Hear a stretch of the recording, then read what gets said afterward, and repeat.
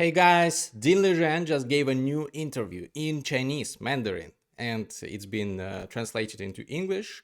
Kudos to Jonathan from Underpromoted, the author of the blog, and also my subscriber for making this happen. Very interesting interview. I will give you some of the snippets and tell you some stories about DING LIREN because I know him personally.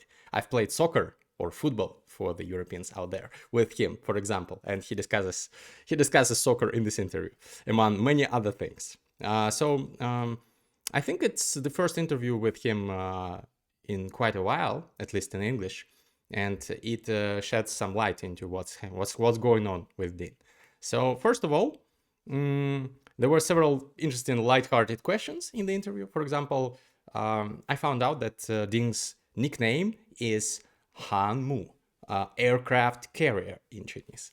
And Ni Hua, a grandmaster from China and a friend of Dean, came up with this nickname. That's interesting. And also, I loved Dean's humor. I really found it different. Dean in Mandarin and Dean in English are two different people. And this is the case very often. I found some opinions by experts that when a person learns a foreign language, he or she assumes a new persona, maybe some kind of a mask, or maybe not a mask, maybe it's just alter ego, some different facet of your personality. I don't know. Personally, my mother tongue is, for example, Russian, and I speak several foreign languages, including English. I don't know if I'm different in English than in Russian, but definitely Dean is different because he's very playful. Maybe that's because of his command of language. Maybe he speaks Mandarin much more fluently than English. That's why he can joke around. He says, haha, maybe I'm slow to turn around. That's why I'm an aircraft carrier. Or maybe it's suggesting that I'm very powerful, the tyrant of the sea, loaded with many weapons. New moves. So I like this. Then there was a cool story about military exercises in college. They have it in China, by the way. They have it in Russia as well. When I was studying at university in Russia, I was enrolled. It's called some kind of reserve officer training corps, and thankfully, like I never went to the army, and I left Russia to escape from the regime because of everything that's going on and the war, of course. Yeah, but in China they also have this mandatory military stuff for students, and Dean, to fight his boredom during some tedious tasks, sentry duty, etc., he started thinking about openings, playing games against himself in his mind, and he came up with a gambit variation in the old Indian defense.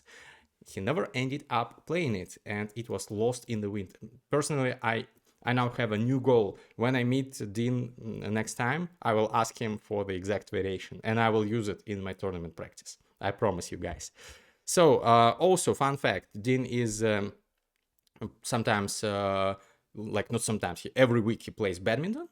His win rate is not that impressive, but he likes it, and he plays doubles. Very interesting. I'm not a big expert in badminton, so I can play, of course, but I know that in China, lots of people play it. It's a very popular sport, so makes sense. Also, he says that he enjoys watching soccer and follows the results of his favorite team. And he says, my life mostly revolves around sports, which is really unexpected for many people who don't know Dean, because he doesn't look like a mighty sportsman.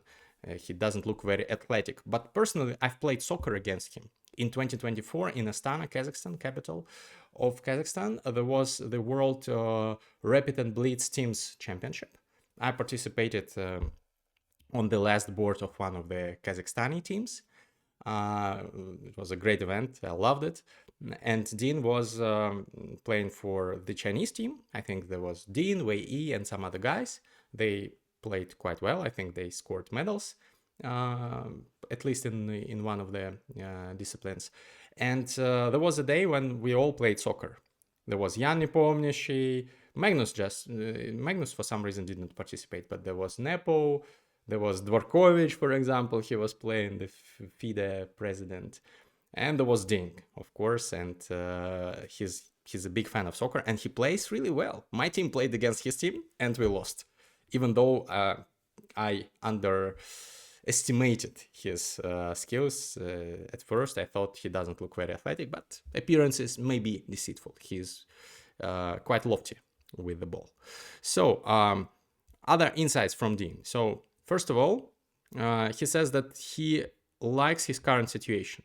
He likes being a player with an inactive rating who seldom participates in elite tournaments. He's enjoying this rare moment of leisure. Well, if you have been following the story of Dean, he had, or probably still has, some mental problems. So probably this is very necessary for him to spend some time away from serious pressure of competitive elite events. So he sometimes occasionally plays rapid and blitz events in China, and that's all he plays. And also online, he will talk about that in the interview as well. Also, he says that he doesn't need any motivation. He doesn't have any goals like reaching the candidates, because he just enjoys playing an occasional game online. It doesn't require some pre-game arduous preparation, just being in the moment, enjoyment, etc., etc. And he says that he's set aside enough time for himself to rest, and he's changed his training methods, allowing him to continue more sustainably and enduringly. I wonder, like, what exactly was so hard on him during that time when he, like, leading up to the moment of him becoming the world chess champion. Maybe he had some crazy training routine, because of that he burnt out. I would love to be able to ask those questions, but unfortunately, when we spoke in 2024, he declined my request for a podcast. Maybe we can make it happen. Maybe if you are a friend of Dean, write it in the comments that if you can help me set this up. I'd love to. I speak some Mandarin, so maybe we can do part of the podcast in Mandarin. Also, what I enjoyed about this interview is the fact that Dean is going on about the fact that at some point he studied mostly chess games between engines rather than humans. And he said that this is what makes him different from other players. This is the source of his distinctiveness. And I remember, there was this video made by, I don't know, maybe Chess-Based India, maybe FIDE, shorts, YouTube shorts, TikTok reels, where they asked top chess players, which animal do they play like.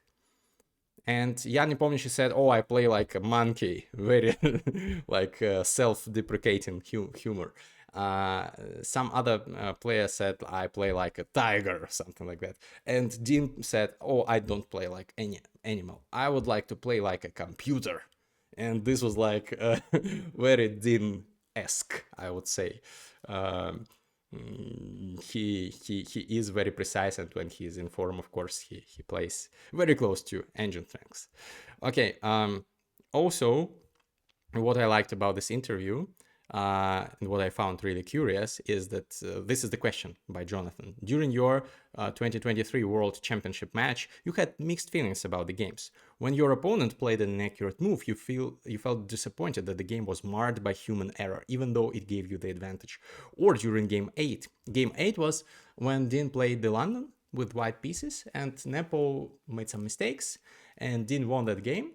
At the end, it was a beautiful sequence where Nepo's king will inevitably be checkmated by a rook, a knight, and a pawn, a combination of those three pieces.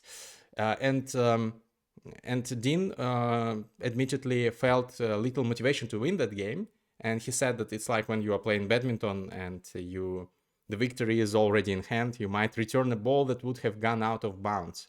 So Dean says that I value the process more than the result. That's probably one of the reasons, by the way, for his decline, because I have spoken to lots of top GMs on my podcast, and not only on my podcast, outside of it. And everybody is very results oriented. Everybody wants to win. The drive to win, this focus on the result is what makes a player.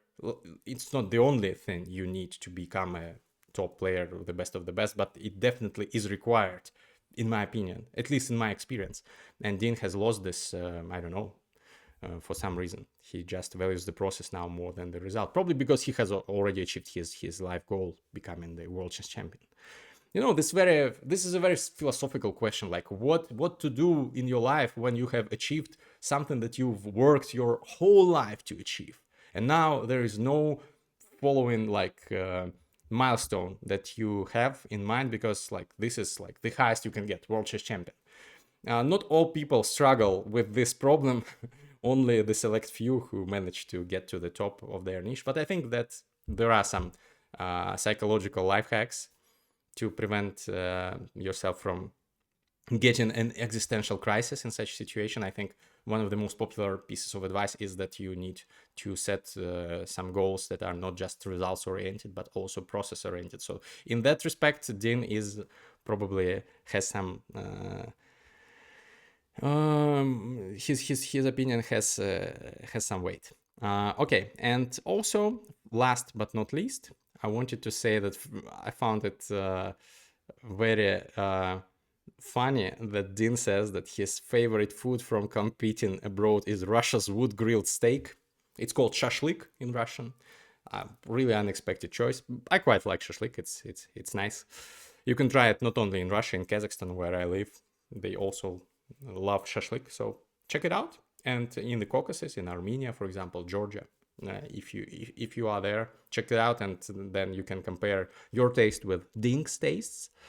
And last but not least, Din says that he thanks everyone for their support and says keeping a low profile is for a better return. Do you believe that he will return and he will be back to top 10, top 5, maybe even better?